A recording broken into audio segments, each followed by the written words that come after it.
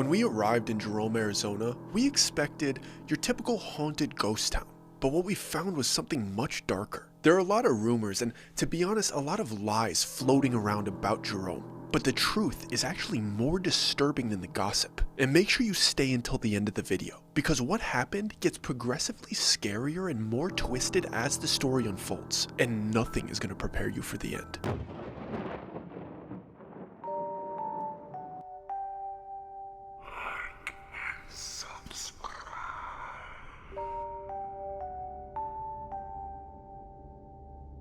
The state of Arizona shouldn't even exist. It barely makes any sense. One stretch of it is a cracked desert floor baking at 120 degrees, and the next stretch of it is a pine tree covered mountain covered in snow. There's weather anomalies everywhere. Lightning strikes without rain. Rivers appear and disappear like flash floods and droughts. Entire towns cling to cliffs, and dust storms roll in like walls of war. What do they call them? A haboob? When you get here, you realize that time feels slower here. The sky almost seems too big. The silence when you get a little bit away from the city, the silence is almost loud. It's not just the heat that gets to you. It's the feeling that the land is watching. Like it remembers what came before you, what came before the people that settled there. It's like it knows that we couldn't survive here without the help of air conditioning and misters. There's something terrifyingly formidable about Arizona, and that's why we chose to explore it. Everything about this place has a sharp edge to it. You could feel the undertone of the old Wild West in the architecture and the brutal landscapes. In some places you visit around here, you could sense the remnants of gold fever and the culture of lawlessness. And in a lot of ways, it still feels like the Wild West, especially when you visit somewhere like Jerome. So anyway, Jess and I were on a little road trip from Phoenix to Sedona. It's about a 2-hour drive, but once you're about an hour and a half into the trip, you have the option to take a quick detour to this town called Jerome. And Jerome, Arizona is an old mining town. It used to be packed with workers and business owners.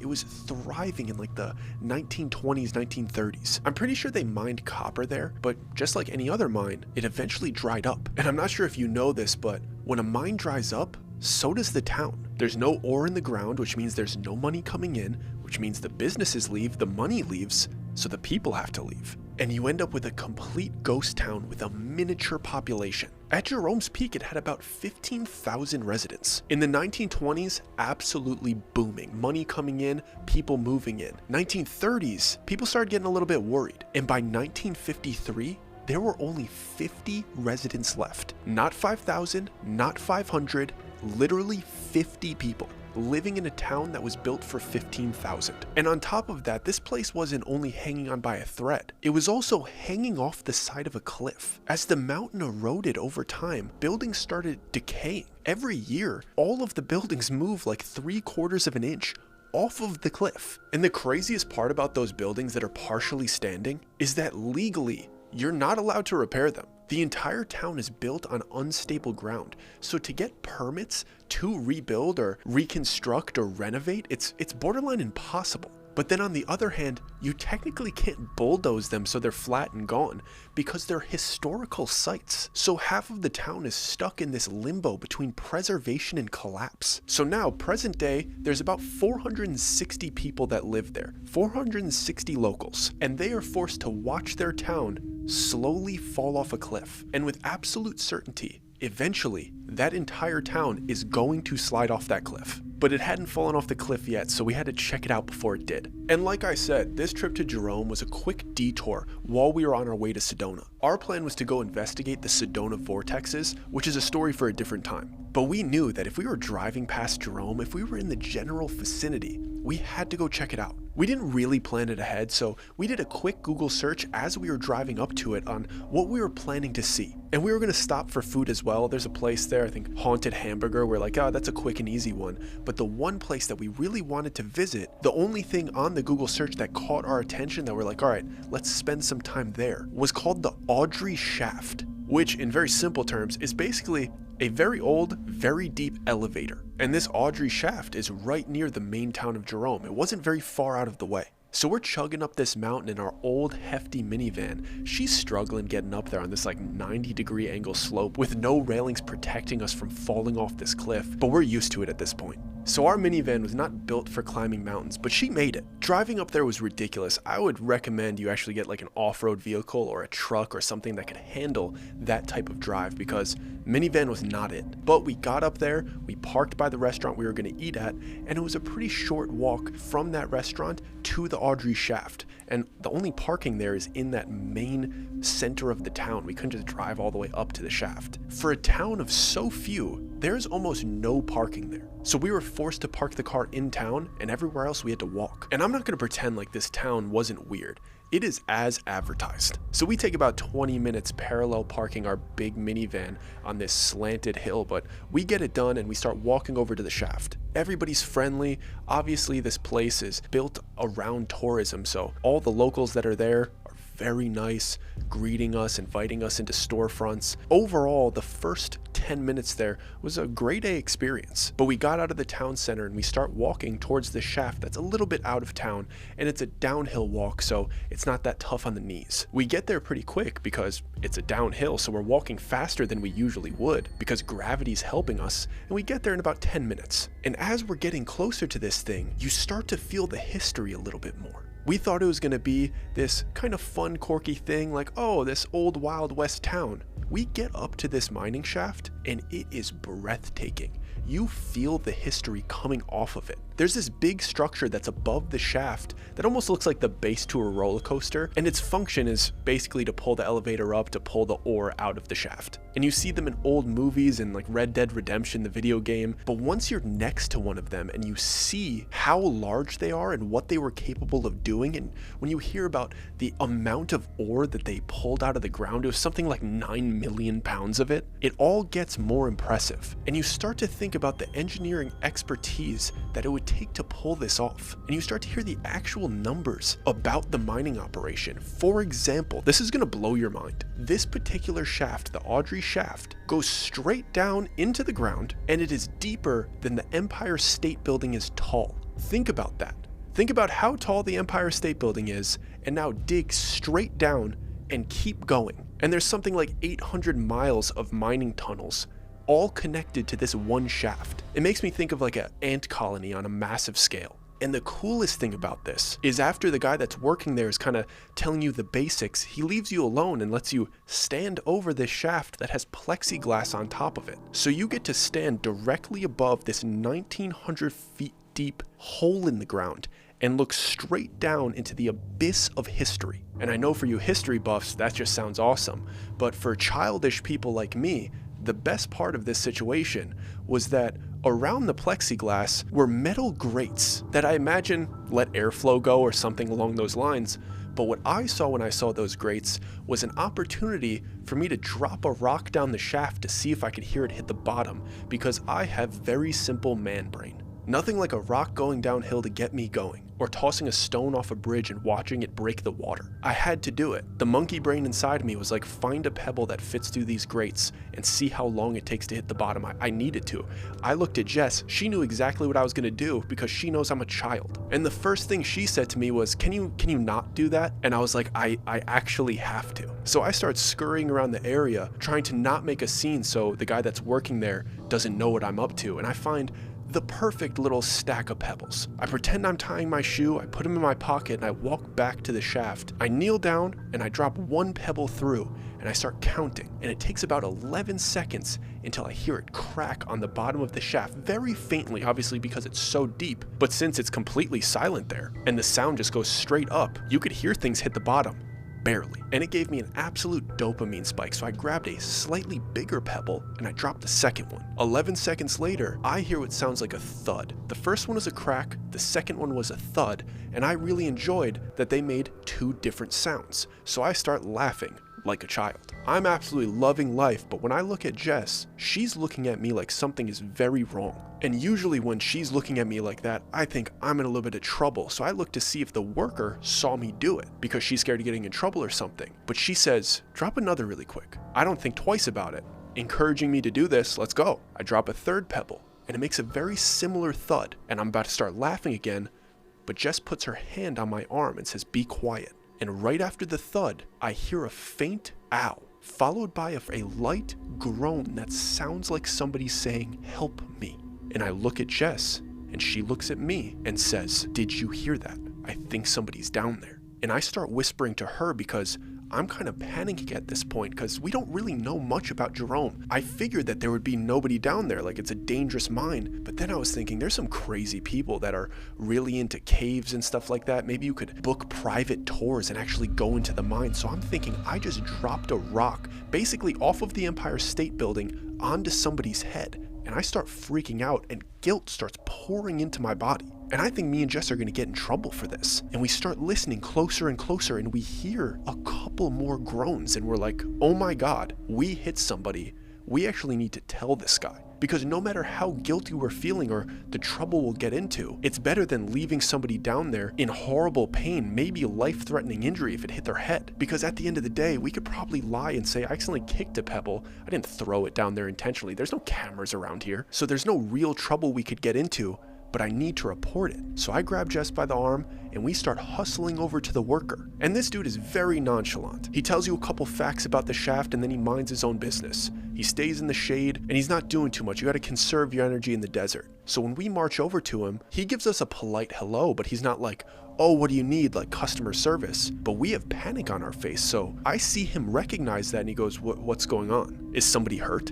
And I don't know what else to say to this dude other than, do you guys do tours in the mining shafts? Like, do people go down there? And he starts laughing and he's like, no, it's way too dangerous. Nobody goes down there. They collapse all the time. And I'm dead serious and I'm like, not even for high paying customers that want private tours. Like, there's no chance anybody's down there because, to be honest, man, I think we hear somebody. And he gives me another big smile. And this man says to me, a lot of people hear a lot of things around here. And I'm like, dude, you don't get it. And I immediately lie and I'm like, I kicked a rock through the grate and I think it hit somebody. We hear somebody asking for help. And this man is unfazed. And he just goes, guys, don't worry. Nobody's down there. And Jess cuts him off because she heard it initially. And she is more convinced than I was because I was kind of in denial. And she says, I heard someone. They're calling for help. And he looks at her and brushes it off and says, no one's calling for help, sweetie. And my initial reaction is, don't call her sweetie. But I'm not going to say that and start a confrontation.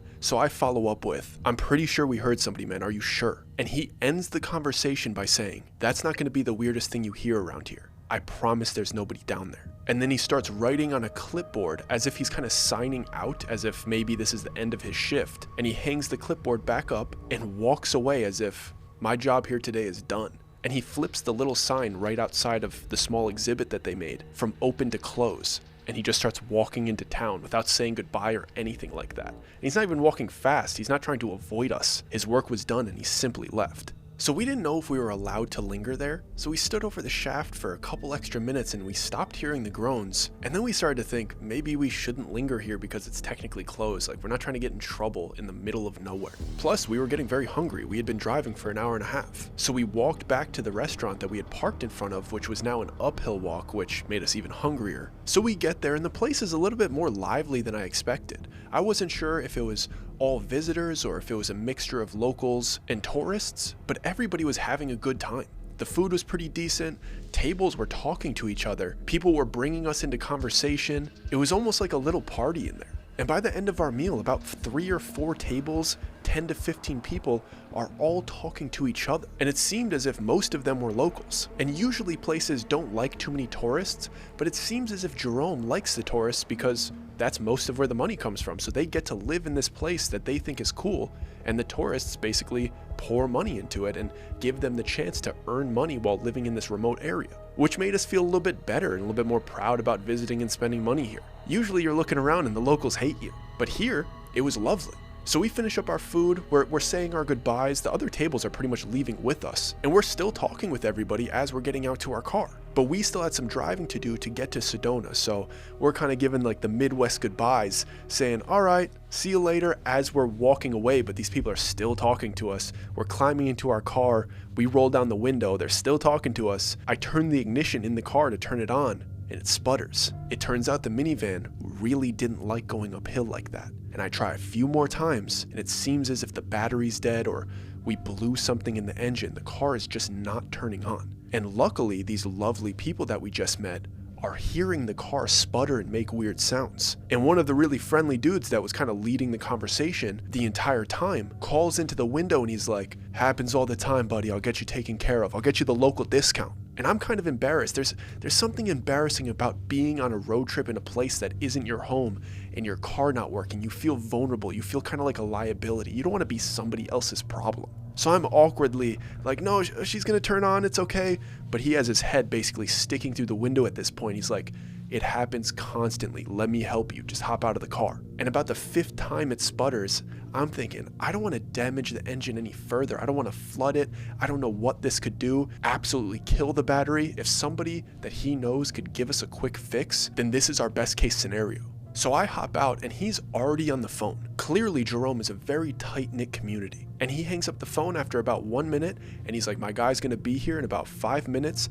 We'll get your car fixed. We'll get you out of here." And then he goes, "Let me make one more call." And apparently he was calling the hotel at Jerome. I guess it's called the Grand Hotel. And he gets off that phone call and he goes, "I called in a favor for you. If the car's not done by today, you have a place to stay tonight." And I'm thinking, like, what is this guy, the mayor? But then I think there's only like 400 people that live here. If he has any type of authority or if he's given out any favors in the last year, I'm sure some people owe him some favors back. And I guess we made a good impression on him and he wanted to help us. He could very easily just be like, "Tough luck," and leave. So in the moment, we were very grateful for his help. So we're standing on the sidewalk, waiting for this tow truck to drive by. We have a hotel room booked in Sedona for tonight. And I'm thinking we're gonna waste money there, and we're gonna waste money on the car, and we're stuck here. We're gonna have to spend more money at the hotel here. And all of these problems are piling up in my head. I have Jess close to me, but we're not talking. We're barely answering the questions of the locals, and I'm looking around just not enjoying the situation that I'm in. And I remember looking in the distance as this dude is talking into my ear and I'm completely ignoring him. I see a man walking uphill towards the hotel that we were supposed to go to, and he has like a top hat and a pipe, and I'm thinking, do people here also cosplay? And I couldn't get my eyes off of him because that made the jolly friendliness of the locals come off a little bit weird to me. Not that there's anything against cosplaying, but this wasn't the type of place where I felt like it was appropriate. Like, yeah, maybe if there's one themed bar where you go in and they're acting like it's a Wild West saloon, sure. But to be walking the streets, if you live here and you're dressed like that, it's like, you're doing a bit much, dude. So he started making me question the people that were around me. I'm like, are you guys weird like that guy? I didn't like the situation we were in, but I had to be friendly because he was the only way out. And as I'm thinking about that, the tow truck pulls up and really quickly and efficiently, 2 guys load our minivan up onto their tow truck, and just like that, she's gone. They didn't tell me any information. The dude that called them was kind of leading the operation, and he's writing a phone number on a little note, and he's like, "Here, call this number. This is the mechanic. He'll let you know when to pick it up." There's no address, there's no nothing. It's literally just a phone number. And the dude that was helping us, that gave me this phone number, his name was Todd, and he's like, "Just make sure you tell him that Todd sent you. You'll get the local discount." And I'm like, "Okay, Todd, thanks." And he points behind me. He's like, "Just go up that hill and follow the sign that says Grand Hotel and tell the front desk lady that Todd sent you, and she'll set you up with the discount as well." And then Todd shook our hands, jolly middle-aged guy, grabs his family, his 1 kid, and he starts walking in the other direction, and we start walking uphill towards the hotel. So just like that, in the span of 10 minutes, we don't have a car, we have our luggage and our backpacks with us, and we're walking up this steep hill towards the Grand Hotel. Mind you, in the direction of the weird top hat guy. So I'm thinking, is this hotel about to be themed? And there's nothing worse than going to a themed environment when you're a little bit cranky after your car was just towed in the middle of nowhere in a town that's hanging off a cliff. So I'm sweating, my legs are burning, walking up this hill, dragging my suitcase behind me. I have my phone in my right hand, and I have Jess reading the phone number to me out loud. Finally, I get it right, and I start to call that mechanic. It rings a few times. Finally, somebody answers, and the customer service, not nearly as good as the friendliness of the locals. He was very uninterested in the conversation. He basically was like, "Is the car here yet?" And I'm like, "I don't know. It's a black minivan. I think the battery's dead. What's the usual turnaround on something like that?" And the guy's like, "Could be today, could be tomorrow." And I'm like, that's a little bit rude being so vague about it, but then you have to kind of understand because he has a business to run and it might be done today, it might be done tomorrow. At least he's giving me a 2-day window. But when I try to get more information and then I try to find out the address, he says that he's in Cottonwood. I thought they were taking my car to a local mechanic in Jerome. but apparently they were taking it all the way down this mountain 16 miles away into the heart of Cottonwood. So we're not able to walk to the mechanic. We're gonna have to pay for a tow for them to bring it back up, or we're gonna have to walk all the way down, which would be a ridiculously hard hike, especially with our luggage. So now my stress is through the roof because I'm like, we are in a horrible situation. Our car is 16 miles away. What are we supposed to do? But we're only like 50 feet away from the hotel that we're supposed to be staying at. So I'm like, whatever, let's see what she offers us. If it's super expensive, let's just maybe take an Uber to Cottonwood, stay near the mechanic. Like, we don't need to stay in this town. We could just go where our car is being worked on. But I figured we're right here, let me just talk to this person. But before we go in, obviously I'm gonna ask Jess what she thinks. So that's exactly what I say. What do you think we should do? And her interests align with mine. And she says, well, I think it's a little bit weird that they took our car to Cottonwood. You'd think that Todd would mention that. And mind you, Jess has very good discernment when it comes to people and how they operate. Her first instincts are probably better than mine. I try to see the best in people, but she sees through the BS. So we start joking like, you think Todd got commission on that tow? You think he owns that towing company? And we have a laugh about it, but I'm like, really, what do you think we should do? And Jess basically read my mind. She says, let's see what they offer us. If it's cheaper to call an Uber, we should just go to Cottonwood. I'd rather stay there than up here. I fully agreed. I want to be in walking distance from our car. Because when you're on a road trip, your car is like your home. It's your little piece of home that you take with you. So immediately, our car is gone. We feel completely stranded. Especially when you're in a place like Jerome where you are in the middle of nowhere on a mountain. So we set our game plan. We're willing to hear the front desk person out. We're going to drop Todd's name. Let's see if he actually has any pull around here. And we'll make our decision based on what the front desk says. So we walk into this place, the Grand Hotel of Jerome, and immediately, I hate the lobby. I hate the lobby so much. You have no idea how much I hate that lobby. And I look at Jess. Jess hates the lobby. Immediately, we open those doors. It smells like burnt oil in there. I'm like, are they running a mining operation inside of this hotel? And we look to the right and I see the front desk, and the lady behind the front desk doesn't deserve my attitude. I hate her lobby. She doesn't deserve my hate. I'm gonna be polite to her. There's no reason to take your frustration out on people that are just working. So I hit her with a very kind, polite, hey, I think our mutual friend Todd called you and you said you had a room available for us. What are the overnight rates? Or something along those lines. And the lady was rather polite. I'm not gonna lie. Her customer service was much better than the decor. And I looked down at her name tag. Her name's Danny. And I slightly expressed the situation that we're in, like, hey, we're kinda stranded. You think you could help us, Danny? And she very kindly says, we have a program here that I think you might be interested in. She explains that she doesn't really know Todd that well, but from what she's heard, he pretends to have a little bit more power than he does. But she said it's very common for people's cars to break down as they're coming up here. So what the hotel likes to do is do a work for stay program. Because tourists spend a lot of money there. We're gonna be eating at the restaurants, we're gonna be buying souvenirs. Tourism is very good for Jerome. So she says, if you help around the hotel a little bit, you could stay for 1 to 2 nights for free, and then obviously you'll have to pay past that time, but if you help us out, we'll help you out. Obviously, I'm not gonna say, oh yes, absolutely, give me all of the work in the world. I'm going to talk to Jess, let's make a decision here. I'm not gonna sign her up for manual labor. What are they gonna have us doing? Like, I need more details before I'm gonna just commit to this. So I asked Danny to give us a second, and we have a small conversation. Basically, this is how it went. I'm like, do you think we should work for our stay? And Jess says, I think we should call an Uber. And I think Jess is right. So we're pretending to talk. We're doing a little bit saying like, pretend we're considering it, but realistically, we're just opening our Uber app and trying to order an Uber to this hotel. And wouldn't you know it, Ubers don't go up mountains to pick you up from Jerome. There are no rides within the 10-mile radius. We cannot find a driver. And then we're like, okay, maybe let's call a taxi company really quick. So we step outside because we can't have a phone call with the taxi driver right in front of Danny. So we step outside of the doors, we find the closest taxi company, and we get on the phone with them and we're like, hey, we got stranded here.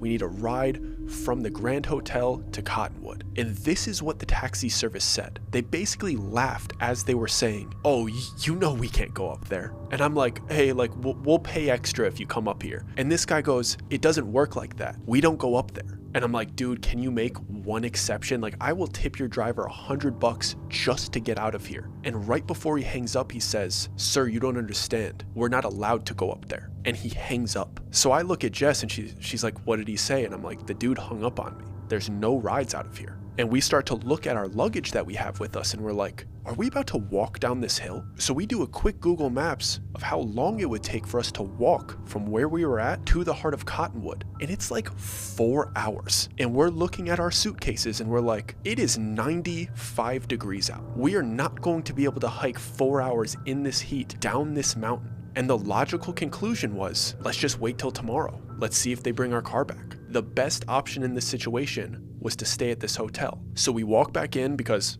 I know that we came to the same conclusion, and I say to Danny, the front desk lady, what kind of work do you need us to do? Because I would rather pay than be on my hands and knees scrubbing bathroom toilets. And she laughs and she goes, oh, you're not gonna be doing that. It's a fun program. You'll get a small to-do list on your door tomorrow morning. It's very basic stuff. I wouldn't even worry about it. It might take you 20 minutes. So I look at Jess and she gives me a skeptical nod, like, if it's not too bad, you could do it. And I was like, I'll save $120 tonight and I'll mop a floor tomorrow morning if they need me to. So we're like, okay, let's do it.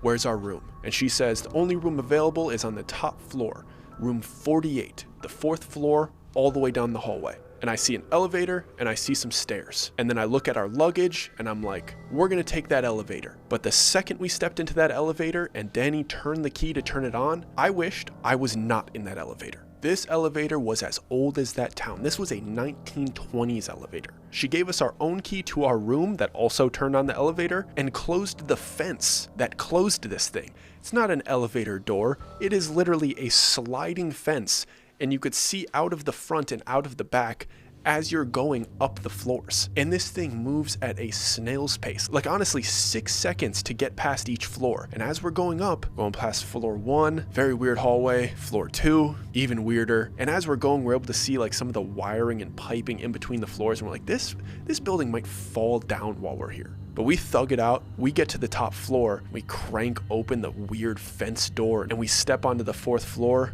We look down the hallway towards room 48 and we completely regret staying there. So we're standing in this dingy, weird hallway. And it's not weird for the reasons that you think it would be weird. It's not like a shining hallway. The carpet is a raggedy blue with a weird pattern on it. But what was absolutely bizarre was the walls. The walls were painted like a light lime green. And the contrast between the blue carpet and the green walls was jarring. So it made me like turn towards the wall and inspect it. And the walls had this weird texture. You know, usually hotels, it's like wallpaper or nice like matte paint. This looked like it was sprayed on industrial gloss paint, like not for a hospitality place. And then it hit me. This wasn't for hospitality.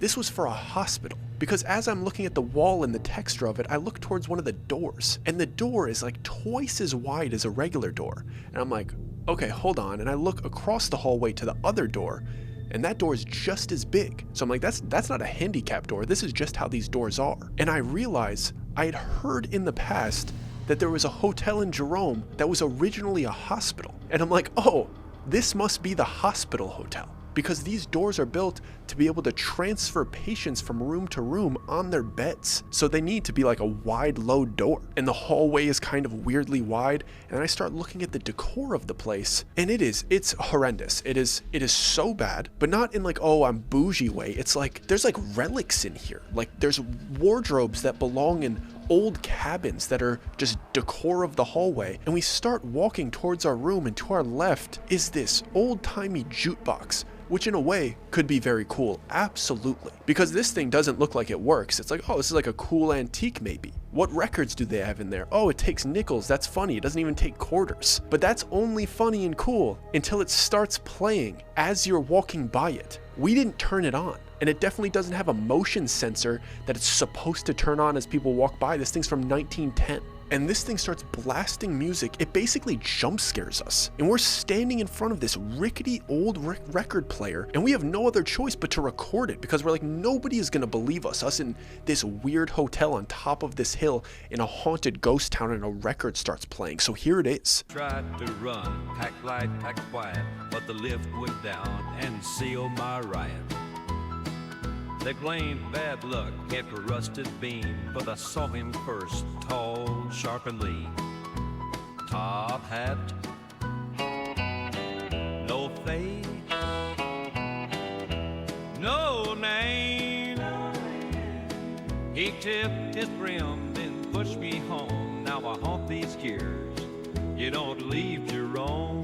And as quickly as it started playing, it stopped. And I look behind this thing, and it's not plugged in. And I'm like, and I'm not a historian, but I didn't know if these things run on batteries or they actually get plugged into the wall, but this thing wasn't plugged in. So Jess and I are looking at each other like, did we actually just get stuck at a weird hospital haunted hotel? Is this really happening to us? But we had no choice but to go into our room, because let's be real, we heard that weird little honky-tonk song out of that record player, and we're like, let's go into that room and look up ulterior options to staying here. Let's put our luggage down, let's sit down and start scrolling the phone. How can we get out of this place? So we run away from this freaky little record player. I unlock our weird wide door, I slam it behind us and I lock it. We basically throw our luggage on the floor and we're just looking on our phone for like 2 hours, calling people, trying to find alternative options. There's one other hotel in Jerome, but they're like, we don't have any rooms for you. And none of the taxi companies would take our bribes.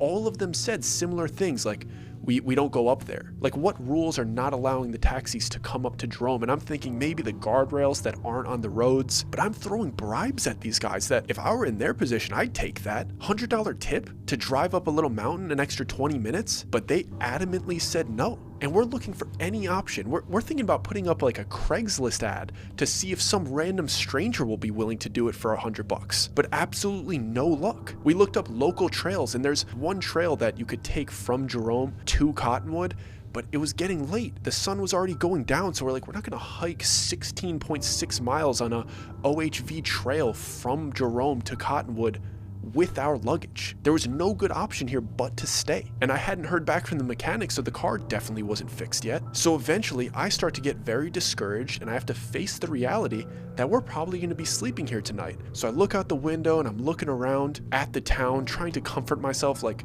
people live here, it's a normal place, like we could survive one night, it's all good. And right as I'm starting to feel a little bit more positive about the situation, I see a dude sitting on a balcony of a building that's right down the hill from the hotel. And the dude's smoking a pipe with his top hat. Can't see his face, can't see much about him, but it just reminded me how much I didn't like the vibe of this place. The dude's at his house now, still in character, smoking a pipe, acting like he lives in the 1920s. But I'm trying to withhold the angst that I'm feeling, because me being angry in that situation just makes it worse for everybody. So I close the blinds, I accept that weird people live here.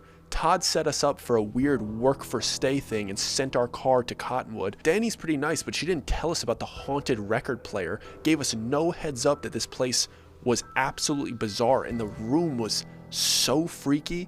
Mirrors on the wall that are like misaligned. Like when you look at them, you're like, I know that there's gonna be a jump scare behind me. And the bed was lumpy, and there was a second bed in the room that was in the closet, like a fold down bed. And the lights in there were really yellow, and it really made the walls look extra green. And the bathroom, don't get me started about the bathroom. The shower and the tub was in one room, and then there was a second bathroom that had the sink in the toilet. So there was 2 bathrooms, but they were like 2 half bathrooms. This place made no sense, but I guess it makes sense when you think about it as if it's a hospital, so somebody could bathe and go to the bathroom at the same time. 2 different patients instead of only having one. So the reality set in. Me and Jess were gonna have to stay here overnight, so we hunkered down, accepted it, and tried to go to sleep. So Jess and I are laying in bed, angry. And I'm angry because there's a constant ticking in this room. On top of every weird thing about this place, it sounded like a pocket watch, as if somebody was holding it right by my ear. And I'm looking around the walls like, where is the clock in here that this ticking is coming from? And I'm getting more and more irritated. And I look over at Jess and I'm like, do you hear that? And Jess says to me, the only thing I could hear is my stomach because we didn't have dinner. I completely forgot about dinner. So I offered, do you want to go to the restaurant downstairs? And she says, no, I don't want to go to the restaurant downstairs. And I'm like, you just said you're hungry. Why? And she says, it's called the Asylum. And I go, oh, should we Uber Eats? And Jess goes, no. And I go, why? And she says, we can't get an Uber. Why would it let us eat? And I say, fair enough. And we both turn off the lights to our bedside. And we sit there in silence, her grumpy and hungry, and me going borderline insane from the ticking in my head as we try to go to sleep. And at some point in the night, we manage to doze off.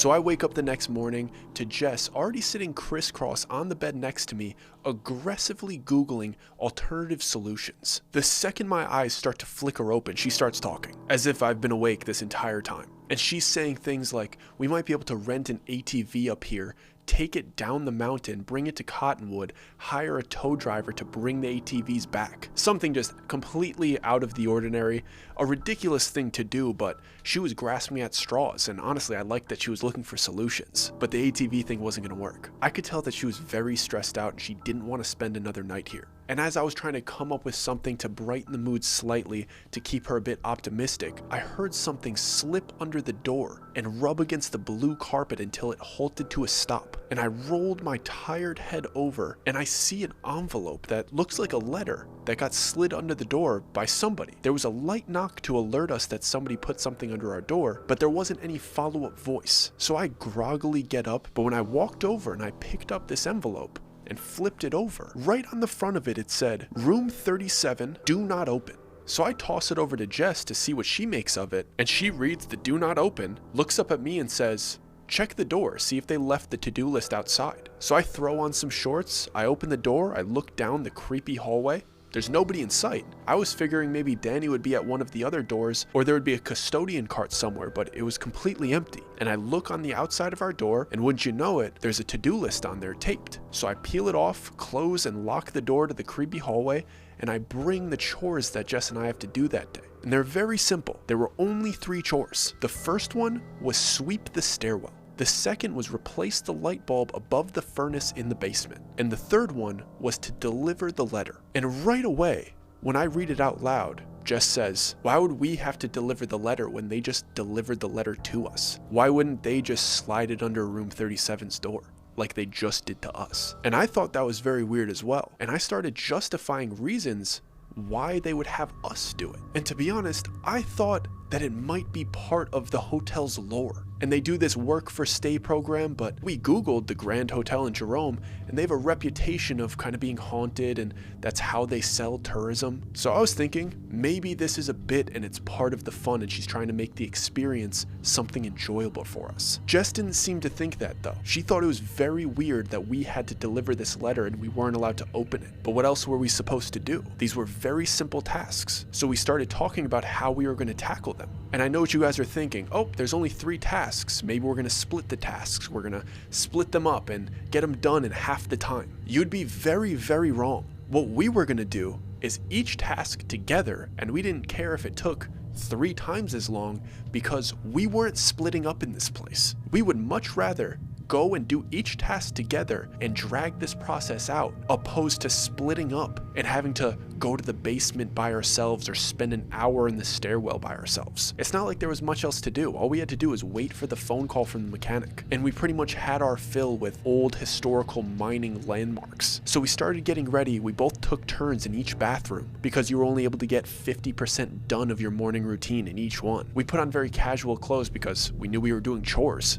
so we didn't want to get any of our nice clothes dirty, and we headed down to the lobby to talk to Danny. It's not like we had any issues with these tasks. We just didn't have the supplies to do them. We didn't bring a broom with us. We don't have a light bulb, so we figured we should probably talk to Danny about this. I'm sure she's waiting for us. So very reluctantly, we walk down the hallway. We call the elevator to the 4th floor. We wait about 3 minutes because it takes that long. We climb on, we close the metal fence, put our room key into the elevator key, and choose the ground floor. And this old rusty dusty elevator starts descending to the lobby. And obviously Jess and I are not in the best mood, so we're just kind of yapping at each other, nitpicking the entire situation, poking fun at it to make us feel better. And it takes us an absolute eternity to get to the lobby. We rip this fence open, and there's Danny. She seems pleasant, just like she did the day before. We greet her in the morning, and she already has the broom and the light bulb ready for us. So I grab the broom, Jess grabs the light bulb, and I have absolutely no self-control, so I have no option but to make a joke about the letter. I'm just trying to get a laugh out of Danny. I'm not trying to be mean to her, but I go, so you had to deliver a letter to us? and then we had to deliver a letter to room 37? And she looks at me a little bit confused, as if she doesn't know what I'm talking about. So I get a little bit more specific, and I'm like, well, the third task was kind of easy. All we have to do is deliver the letter that was delivered to us. It's funny that you didn't just deliver it to room 37. And Danny looks at me and says, did you read who signed the to-do list? And I think that's a little bit odd, and I have the to-do list in my hand. So I look at the bottom of the page, and mind you, this is a handwritten list. It almost looks like it's written with an ink and a quill. And at the bottom, it's signed Mr. Lynch. I have no idea who Mr. Lynch is, but I know that Danny isn't Mr. Lynch, because Danny's not a Mr. Her name might go both ways, but she definitely doesn't. So I give it a read, I show it to Jess, and naturally Jess goes, who's Mr. Lynch? And Danny very simply says, he makes sure everybody's working around here. So I figured he's the owner or the manager or something along those lines. I didn't really care about how this place operated or the hierarchy of the Grand Hotel. But my natural reply to that was, why didn't he just deliver this letter to room 37? If he came up all the way to the 4th floor, why didn't he just stop at the 3rd? And Danny said something a little bit odd. She said, I would just do all the tasks if I were you. They don't seem that hard to me. They didn't seem that hard to me either. But I don't work here. I'm doing a work for stay, so a little bit of context would probably help me. So I ask, where's room 37? And she says, well, you're in room 48 on the 4th floor. So I think you could find it. And I thought that was a little bit passive aggressive, but she was right. Obviously, it was on the 3rd floor. Most likely, very easy to find. So I didn't want to get into a bickering conversation with her. At the end of the day, she was letting us stay here for free if we sweep the stairs and change a light bulb and slide a letter under a door. So I didn't think I was in a position to talk back to her. But that didn't stop me from gossiping to Jess about how annoyed I was with this entire situation in general. So like I said, we grabbed the broom, we grabbed the light bulb, and the stairwell was right there. And Jess and I took turns sweeping the staircase from the bottom floor to the top floor. And we took turns every couple stairs to make it seem like we were splitting the job. But it kind of seemed pointless because she didn't give us a dustbin. She only gave us a broom, so we were just sweeping dust off of these stairs onto the floor below. It seemed like a useless task, and it seemed especially useless when the 5-year-old boy kept running up and down the stairs giggling with dirty shoes right after we swept it. The first time the kid popped out, he stomped by us, freaked us out, and left a trail of dust as he was running all the way to the 4th floor. And we looked back down the stairs and we were like, well, there's shoe marks on all of the stairs that we had already swept, but I don't actually work here, and I had already swept those stairs, so I'm not doing that again. But as we got to the 2nd, 3rd flight of stairs, it started getting a little bit irritating because it seemed as if this kid was getting to the 4th floor, taking the elevator down to the 1st floor, and running back up from the bottom over and over again. And we did our best to be polite, to ask him not to do it, or like, where are your parents? But the kid would just laugh his head off, run right by us, completely ignoring us, dirtying the entire stairwell again. So we were just about to finish the last flight of stairs when we heard somebody walking up the stairwell again. And at this point, I'm not gonna lie to you, I was getting ready to scold this little kid because how many times are you gonna do this? It's clearly disrespectful to the adults here. Like, where are your parents? But when I look down the stairwell, I see Danny, and she's just walking up the stairs with a smile on her face. She's clearly just doing something. And naturally, I want to cover our tracks because we're supposed to be sweeping this. They're supposed to be clean when we're done, but there's clearly foot marks on there from this kid. So I give her a quick apology, like, hey, sorry, the kid was playing on the stairwell. I'd already cleaned those. I'm just doing my best. He keeps getting them dirty. And Danny says something very interesting. She says, what kid are you talking about? And I reply, the kid that's taking the elevator down and running up the stairs over and over again. And as she's walking past me, we don't really get into a conversation about it. All she says is, oh, you're talking about little Charlie. That's funny. He usually stays in room 35. And without stopping, just walks through the door that enters the 4th floor hallway and walks away. Conversation over. And I look at Jess and I'm like, do they do extended stays here? How many people are doing work for stay programs? And Jess looks at me and she goes, I thought no kids lived here. How can kids live here? Is there even a school here? I had no answers for her, but I was pretty much done with the 4th floor stairwell, so we got to move on to the light bulb.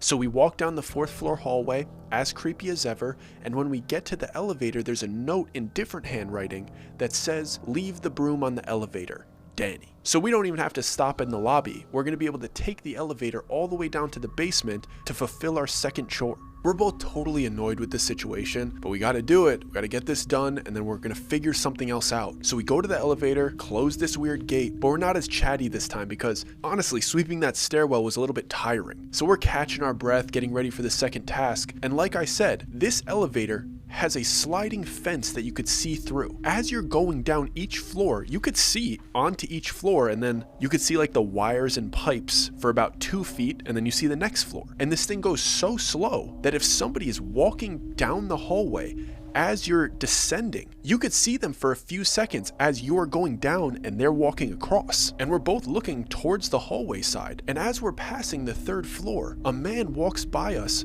from the left to the right, and something clicks in my head when I'm looking at him, and I'm like, that must be Mr. Lynch, because as we're descending, for the 2 or 3 seconds that we're able to see this man walk from left to right, I see the top hat and I see the pipe, and he's walking with a mission, with a notepad that's the same color as the chore list. And I look at Jess and I'm like, that's the dude that gave us these chores. And she goes, that's the same dude that we saw on the balcony. And we both almost at the same time say, we gotta get out of here. This place is weird. But as we're grimacing over the fact that we're fulfilling these chores for this odd 1920s reenactor, we start to hear something from below us. And initially I think it's Danny because I hadn't met anybody that worked here. And the first thing that we heard was kind of a scream. But after the first millisecond of hearing it, it was clearly a man. It was not Danny, and it was coming from directly below us. And whoever it was pleading. And like I said, this elevator moved slow like molasses. So we're able to hear a little bit of the pleading conversation that this guy is having under us. And he's saying things like, please no, I'll do the work, I'll do the work. And right before I heard a thud that sounded like an impact of somebody hitting or pushing somebody, I thought I heard somebody say like Mr. L. He didn't finish the sentence. I heard a thud right after that, but I heard Mr. L followed by th. And at this point, we're past the lobby floor and we're getting towards the basement, which we haven't been yet. And we heard this thud, this impact, and then a desperate yell from really directly below us, followed by a pop and a smush. And Jess grabs my arm because she's thinking the exact same thing that I was thinking. We just crushed somebody. The way that it sounded, I've never heard a sound like that. It sounded like a watermelon getting hit with a sledgehammer. And it happened as we were only a couple inches away from the ground. So we think that we are exiting this elevator into a horror scene. There was some type of altercation in the basement and somebody had been pushed under the elevator that we were on. So I rip the cage open, I tell Jess to stay in the elevator, and I peek my head out to look around. But all I see is a furnace room, pipes, and a flickering light bulb. So I fully get off the elevator and I start looking around it to see if there's a different entrance or another way that somebody could get under this thing, but there's no other way. They would have had to been directly in front of us. We would have seen it happen. So I look back towards Jess and she's as confused as I am. And I'm like, you heard that, right? And she says, maybe it came from above us. And I'm like, I know it came from below us. And she's like, I'm pretty sure it did too, but there's nobody in sight. So we both look towards the flickering light bulb. And she just goes, just change it. Just come on, just change it. And I shimmy my way up some pipes because Danny didn't give me a step ladder. I reach up, I undo the flickering light bulb, and I change it with the new one. It takes me about 20 seconds. I hop down and we run back into the elevator, close the fence, and click lobby. And we feel like we need to exit this situation as fast as we can, but we're on the slowest moving device in history. And our frantic energy is being brought up to the lobby an inch at a time. And Danny is looking into the elevator and she's able to see my eyes immediately, and she could tell that something's wrong, but she doesn't even get up. She waits for us to get all the way to the lobby, open the fence door, hop out, and ask her if she heard that too. And this lady just looks back at me and says, heard what? And Jess, kind of fed up with the situation, says in a slightly passive-aggressive tone matching the one that she used against me earlier, did you not just hear the altercation that just happened? And Danny goes, no, I didn't hear that one. And I thought it was kind of funny that she said that one. So instinctively, I ask her what she means by that one. And very vaguely she says, well, people hear a lot of things around here. You kind of get used to it after a while. I wouldn't worry about it too much. I've seen my fair share around this hotel. And Jess and I were both speechless because that was the second time somebody that worked here said something like that. First it was the guy at the Audrey shaft, and now it's the woman that worked in the lobby. They both said something along the lines of like, You get used to it after a while. People hear things. And part of me wanted to stay down there and ask her what she's heard or seen. But another part of me just wanted to get out of here. And with a quick glance at Jess, I knew that she wanted to do the latter. She didn't want to sit here and talk to this lady. So I nudge her and I say, let's go to room 37. And we decide to take the stairwell because we were pretty done with that elevator at that point. And we were both looking around just in case little Charlie wanted to run past us stomping again, but it seemed as if he was taking his break in room 35. We were really hoping we didn't have to cross paths with him again. But as we get to the 3rd floor, we start walking down the hallway in the same direction that we would walk towards our room. And we see room 31, 32, 33, 34. We hear some light giggles coming from 35. So we're like, okay, little Charlie's playing in there. We look to the right and we go, oh, room 36.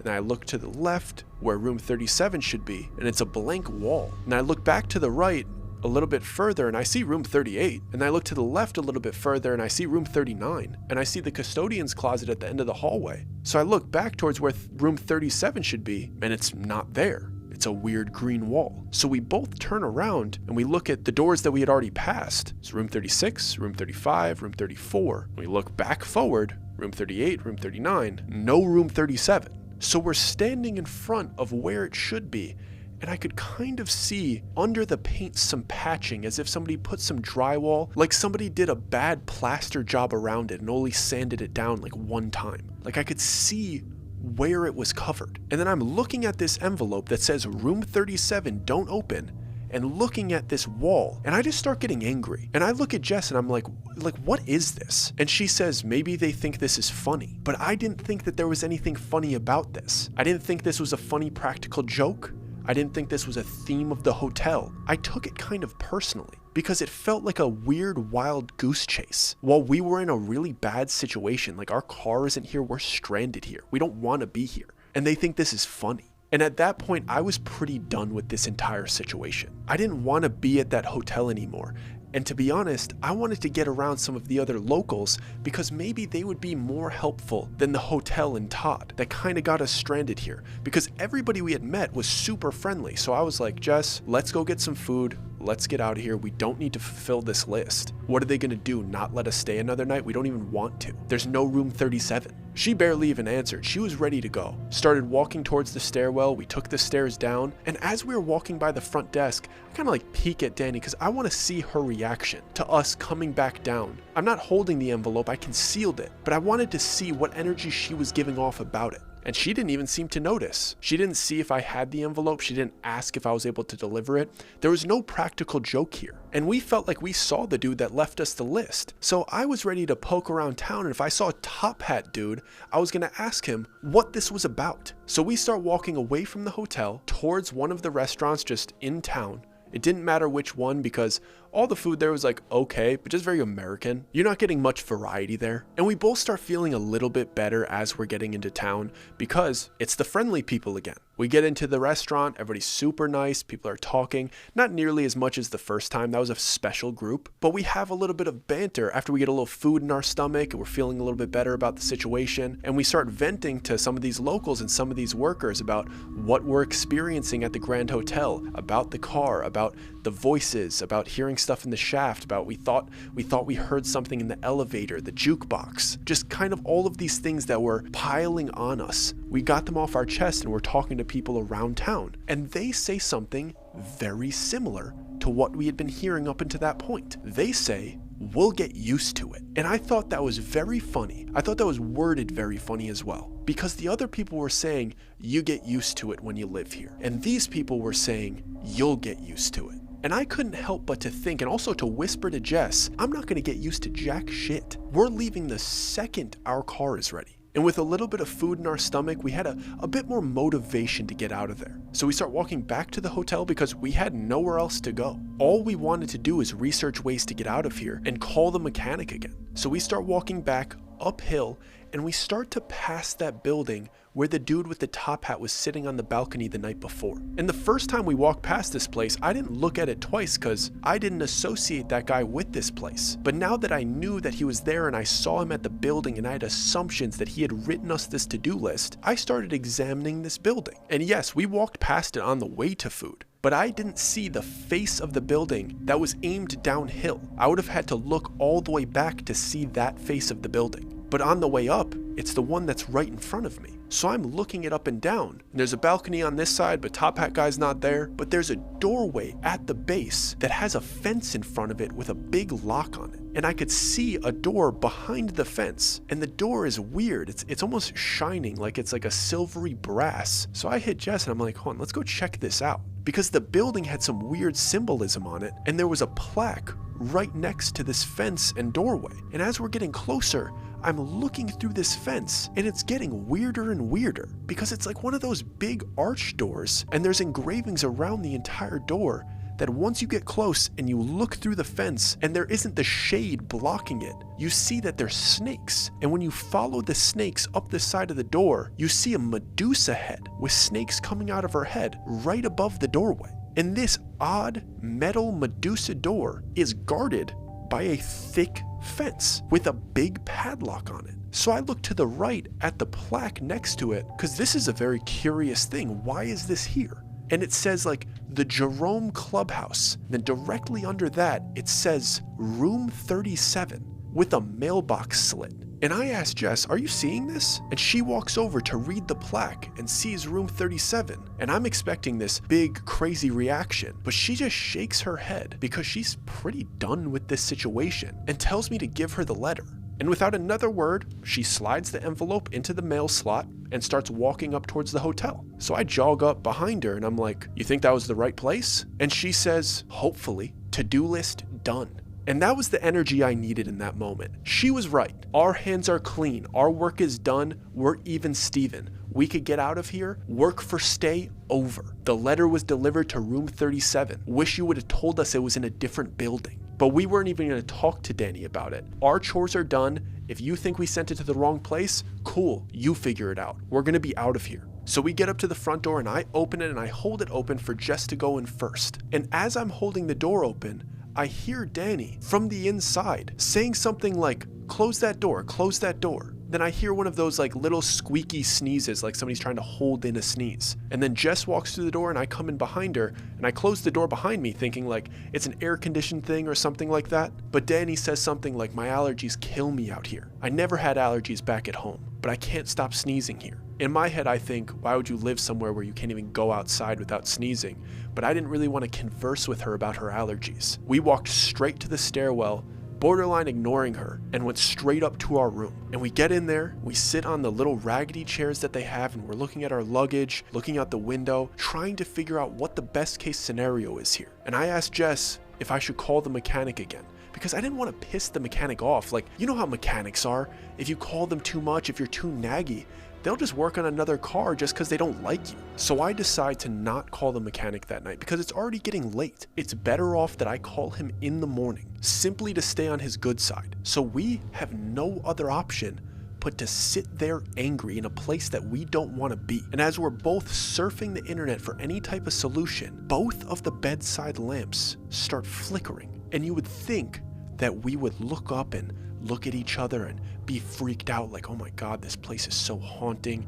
Something's weird about this place. But we're just disgusted. We look at each other like whatever entity is in that corner flickering those lights, making this situation that much worse, is so annoying. It's not like they were going off and on and off and on and it was like a strobe light party in there. They were just flickers. So it wasn't that scary, but they were both doing it at the same time. But we were so fed up that we were basically like snickering and started pretending to bully the ghost. Because really, how much worse can the situation get? We toughed out another night and the lights stopped flickering when we turned them off.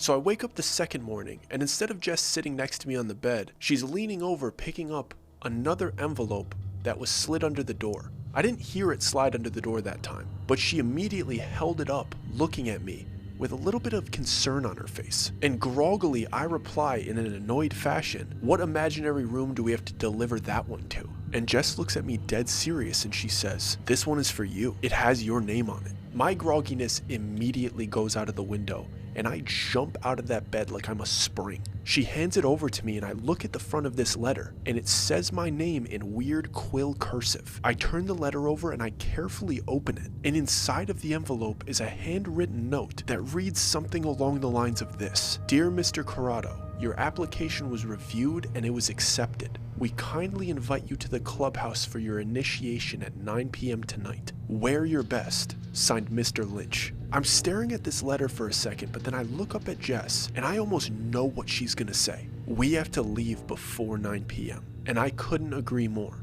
I don't know what this letter is, and the weirdest part about it was that it was like a response letter to the one that I delivered the day before. So I was given an envelope that said room 37, don't open, but deliver it to room 37. And then I receive one back as if the envelope that I had delivered to them was my application. And now they're writing to me, Mr. Corrado. So whatever was in that letter, was it as if it was filled out by me in my real name? What was on this application? So many questions were going through my head because I saw the cosplay dude on that balcony, but then I also saw him in the hotel. And I wasn't positive if he was Mr. Lynch, but if he was in the hotel giving me tasks and also at the clubhouse, was he able to find my information from Danny or something like that and make an application and then send that application to who? To himself? For him to accept and then invite me to initiation? Nothing about it made sense. The only thing that made sense to us was leaving. So I opened the door to look down the hallway just to see if there's anybody around. And we have another to-do list on our door. But I'm not even gonna tell you what it said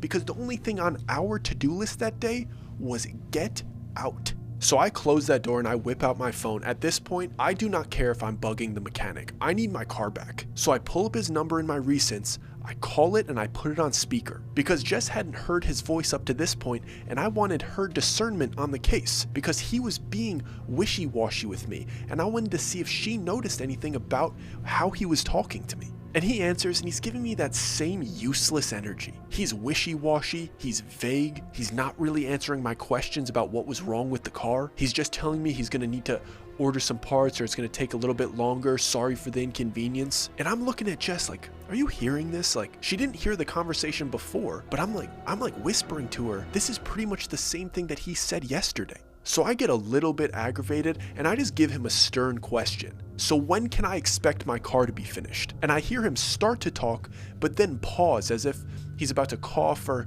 something along those lines. And I hear a sound in the background, but I don't think anything of it. And then he continues to talk in his vague, useless manner. And I'm just pissed. I'm looking at the phone upset. But when I look up at Jess, she's signaling to me to mute our side of the phone because she needs to say something. So I very quickly tap the mute button and she immediately says, did you hear that? And I'm like, no, what did you hear? Like, what did he say? What did I miss? And she tells me to tell him that I'll call him back. So I tap on mute and I say, hold on, I have another call incoming. I'll call you back, and I hang up. Without any hesitation, just grabs my phone, tells me to put a shirt on, and starts going out the hotel door. I put on the nearest by shirt and I follow her, and she's sneaking down the hallway as if somebody is following us or she's trying to sneak up on somebody. She slowly opens the door to the stairwell, and we're creeping down all 4 flights of stairs, super slowly with these creaky stairs. She's actively trying to not make a sound, and I'm trying to nudge her like, tell me what we're doing, and she's just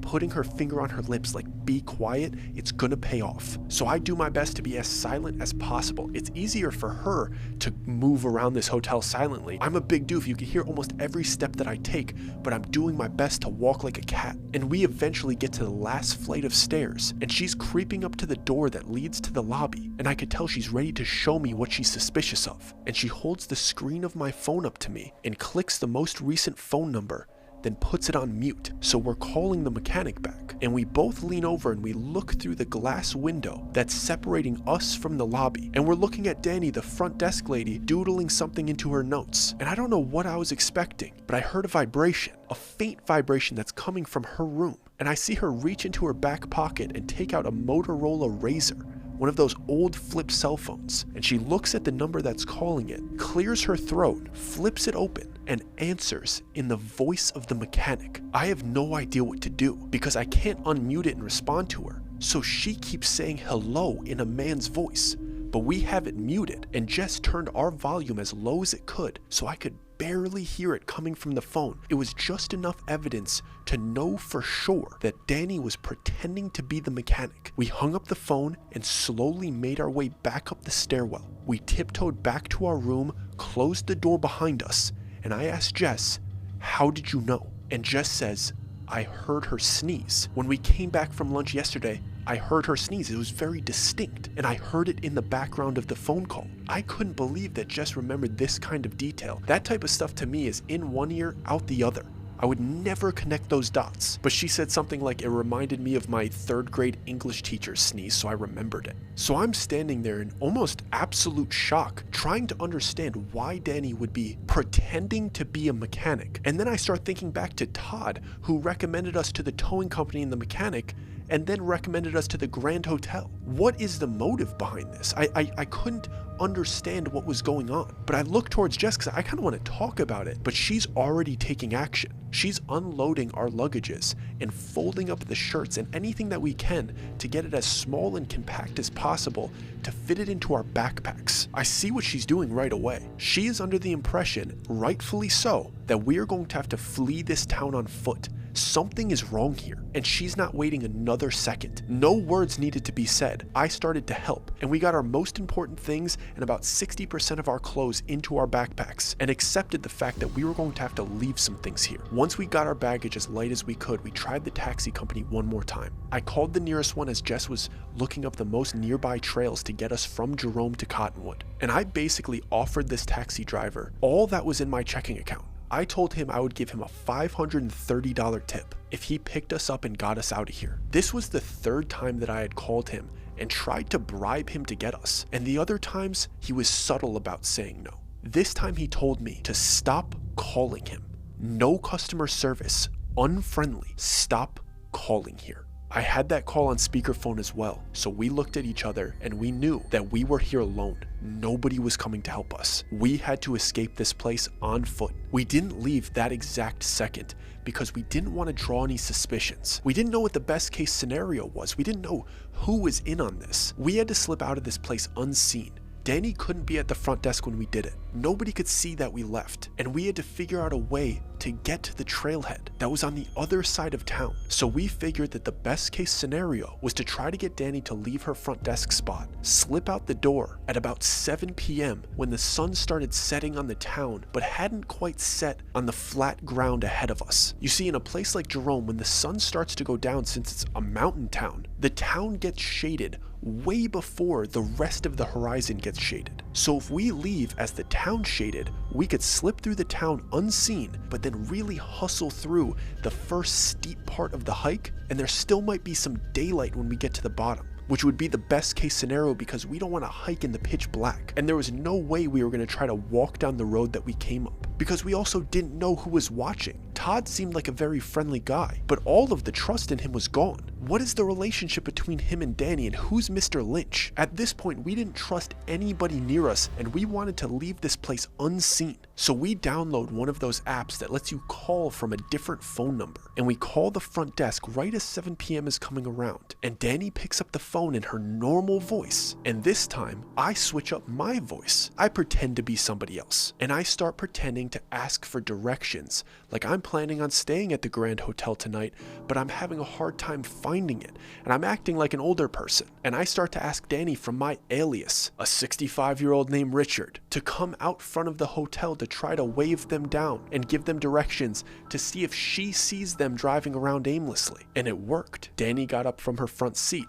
We looked out of our window down at the front door, and she was outside. So I did my best to weave these lies to get her further and further away from the hotel. And once she was about 30 feet away, down the first street, trying to wave down this fake person at the crossroads, we knew we had enough time to get out the front door. So I'm pretending to not be breathing heavy as we're hustling down these 4 flights of stairs. We get into the lobby. She's still outside. The sun is starting to set on the town and there's enough shade for us to sneak out, but she's starting to get a little bit annoyed on the phone, and I could tell she's going to start heading back soon. So the only thing that we could do is slip out the front door, go the wrong direction around the building so at least we were outside. So we take a hard right out of the building, she's way off to our left, we hide behind the corner of that building, and I tell her from the perspective of Richard that we're just gonna find somewhere else to stay, and I hang up on her. We could see her, but she can't see us because we're shaded, hiding in some bushes on the other side of the building, and I see her frustratedly hang up, start marching back to the hotel. She goes in the front door, goes right back to her spot, and we did it.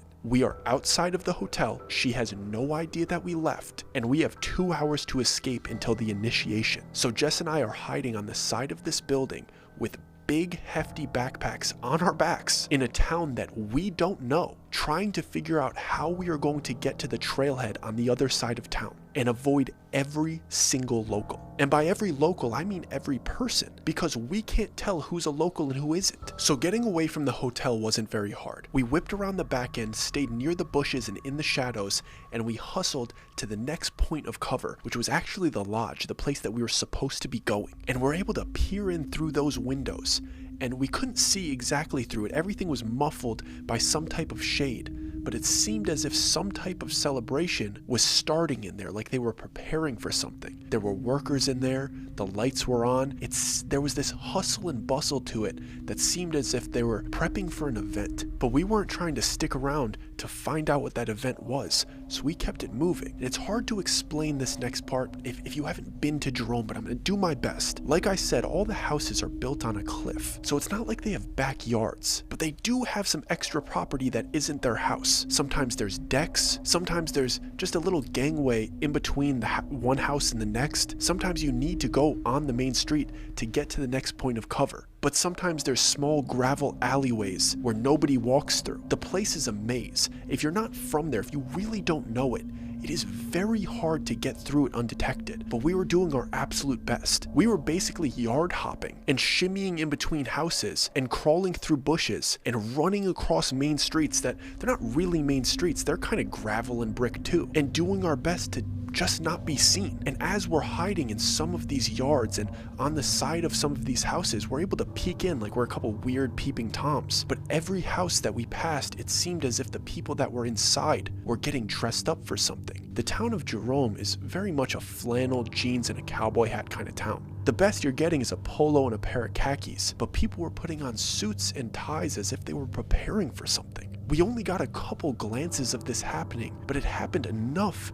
that it seemed to be a pattern. Something about the town seemed like it was revving up for the night, like everybody was in on some type of event. But as we got closer to the town center, we had to go through the main part of town to then get to the more rural part of town where there's less stuff, where the Audrey shaft is, where the trailhead is. It starts to become less residential. There's more storefronts and, I don't know, old factory buildings, or I can't even really describe the architecture because it's like restaurants, some houses, maybe a storefront, then buildings that are falling apart and you can't tell what it used to be. But obviously we weren't able to walk down the main street. We had to cross the main street as nobody was looking and go down this really narrow staircase that led us to this odd, freaky playground. But luckily around this playground, which was really close to the main city center, had a ton of foliage. Like we were able to go into these bushes and it was completely black. You could not see us. And it's not like there's a bunch of kids that live here other than little Charlie in room 35. So this playground is completely empty. And to be honest, this playground should have been empty. It was like 2 metal pieces of jungle gym, like no colors on it. It was the saddest playground I'd ever seen. But we were able to sit there and game plan, try to figure out what the best case scenario was. How are we going to get out of here? And we were able to hear conversations of people walking by that didn't know we were in the bushes. And we were able to see how people were acting in town without them seeing us. So I'm looking around trying to gather information. Jess has her phone completely dimmed, but she's putting in the directions to the trailhead so at least we know where we're going. And I start to notice some of the men in town. It seems as if they're pretending to walk around and go for a stroll, but they're actually looking for something. And at that point, my paranoia was so high that I knew for sure that they were looking for us. And that point was driven home by the next family that walked by us. They were on the sidewalk on the other side of the bushes. They had no idea where we were, but I recognized the voice. I heard Todd, the man that was so friendly to us, that was doing us favors, calling in friends to make sure we had a place to stay, calling the mechanic for the local discount. and I hear him talking about the event that night. And through the leaves of the bushes, I hear him say the word initiation. I hear him say new recruits. And as they're right next to me, they have no idea that they're 2 feet away from me and Jess, apparently the new recruits. I hear his son say, did they find them yet? This is when our paranoia turned to panic. We didn't know how deep this went. We didn't really know what we were in for. All we knew is that we had the directions on this phone to get out of here, and we had to do anything in our power to hit that trailhead unseen. So Jess is showing me the directions on the phone, and we're barely even whispering. We're basically talking to each other with our eyes. And what we had to do is we had to get across this main street, and then there was enough factory buildings that we could go in the direction that we needed to, which was to the left, but we would be able to maybe go through some old decrepit buildings. Would it be dangerous and we might have to deal with the cliffside? Yes, but we wouldn't have to walk down the main street. We would be able to get there. We would be able to get to the trailhead without anybody seeing us. And that was majorly important because clearly they knew that we left the hotel. Who knows how long it took Danny to figure it out, but if Todd's son knew, clearly Todd knew, these people were looking for us. So it was worth the risk to go through the decrepit buildings on the cliffside to get to the trailhead. So luckily, we were going downhill. It's not like we had to sneak uphill. We were able to wait until there was nobody on the street, and we had a straight shot downhill to a gangway in between 2 industrial buildings that clearly nobody worked at. They were half fallen apart, so we knew that if we could get to there would definitely be nobody back there. So we waited and we waited until the right moment, and we sprinted downhill as fast as we could, and we basically dove into this little gravel gangway. And once we were there, we peeked back out the other side, and we knew that we got through. So that was a big victory, but we had no idea what was ahead of us. As quietly as we could, we walked down the gangway until a literal cliff. Like, this was the edge of town. There was nothing else after that. And the walls of both of these industrial buildings were legitimately falling apart, falling off this mountain. And the closer you got to the cliff, the less wall there was. So we got all the way up to it, and there's a small fence there. Anybody could slip through it. Crazy dangerous. But we look right, there's a little too much wall. We have to go left. And luckily, there's barely any wall left. And we see this kind of makeshift route, but it's through these half backyards, half broken down buildings. We're gonna have to climb up and down decrepit architecture to get through all of this, but it was our only option. So we climbed through this first wall, and we're going up and down half broken down stairs, completely abandoned buildings that looked like somebody maybe tried to renovate them 30 years ago and left their tools on the floor. We're climbing fences and going on decks that clearly aren't regulated. Any of the wood planks of these decks could fall out from under our feet at any second, and peeling off boarding on windows, climbing into abandoned buildings, and going from emergency exit to emergency exit. And after we get through the first 3 or 4 buildings, we're getting to the real town center. Like, we hear people in the storefronts in front of us, but we're in the abandoned section that might be residential, might be industrial. We don't really know what it is, but we're close to people, but we're also close to the trailhead. At this point, we're technically only a 5-minute walk away from where we need to be, and there's only about 2 buildings in between us. And instead of having to go through the first building, there's actually a small area of the cliff that seems walkable. And I know it's a risk, but it's better than going the other way because the town center's right there. There's clearly a gathering going on. So we shimmy through the edge of this small fence and we get onto this cliffside. We're basically army crawling across this little cliff to get to the last building. And we know that if we could get through this building, on the other end of it is the entrance to the trail that gets us to Cottonwood. And this last building, there was almost nothing left of it. There was only one wall that hadn't fallen down. And it was clearly one of those buildings that was protected as like a historical structure. And it was an old 1920s towing company. And there was no front door to it or any windows. This thing was barely existing. But all we had to do was get through that lot and we were home free. So we army crawled back up through that small cliff section that got us through that second to last building. And we don't see anybody down the gangway on the main street, so we make a run for it. We don't even hesitate. And as we're running through the front door, thinking that we're just gonna sprint through this last lot and we're gonna go straight onto the trail and we're good, Jess goes through the door first and I see her falling. And before I'm able to grab her and help her, I'm already one stride too late, and now I'm falling. And we fall about 10 feet, and she hits off the hood of an old gray Toyota Camry, and I hit off the hood of a black Honda Odyssey. We both land on the floor, realizing that we just made a very loud sound. We sit up. I'm expecting people to be surrounding the building, but we're hiding between these two cars. And I peek my head up like I'm a little meerkat looking for predators. And in the corner, I see a stack of gasoline containers. And right next to it, I see a wall of organized keys. And next to that, I see various siphons. I was holding onto the hood of the gray Toyota Camry, and I had Jess go behind me. And I look back towards her to tell her what my new theory is about this place. And right behind her head, I notice something through the window of the Honda Odyssey. I see the air freshener that we had just bought before we came to Jerome. And I stand up and I look into the car, and I slightly rise up to look through the passenger side window, and I see the interior of our car. This lot that we fell into was an old towing company's lot. So the front entrance was a regular storefront, but the back entrance had a slope down into what must have been a basement garage. But the entire building had fallen apart, so there were no walls other than the storefront, and apparently the floor had collapsed and they had cleared the debris. So if you were just looking at the storefront, you just see this one wall and you're like, oh, I could probably walk through the front door and check out this empty lot. But the floor that used to be there wasn't there. So it was a 10-foot drop into what used to be a parking garage. And these people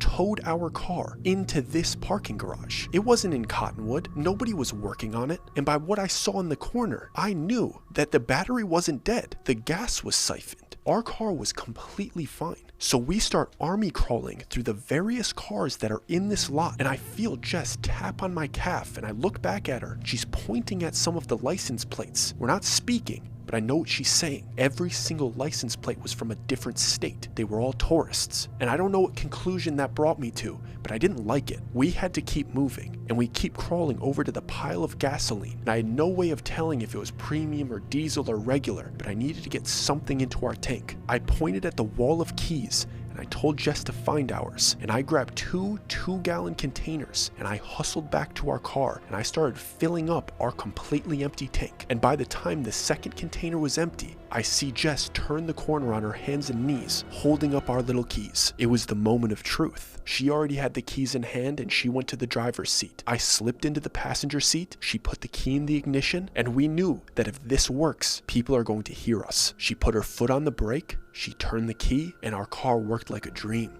Engine immediately revved, ready to go. And I'm sorry to whoever owns a 2016 Acura from Missouri, because we barreled through that thing because it was blocking our way out, and we got out of that parking garage. If they didn't hear the engine turn on, they heard us hit that car, and they definitely heard us whip that left turn down the main street towards the exit. And as we were driving down that main street, we're watching the people from the residential area and from the restaurants and storefronts slowly walk and line this main street, looking at our car like they found us. But they're not an angry mob. They're not attacking our car like zombies. These people are crying, and they're looking at us like they're sad to see us go. But Jerome's a small town, and after about 2 minutes of driving, we're already hitting the steep road that goes down the mountain. And as I looked in my rear view, thought for a second, I saw the man with the top hat standing in the middle of the road with a little bit of smoke coming off his pipe, watching us leave. We survived Jerome, but Sedona was even worse.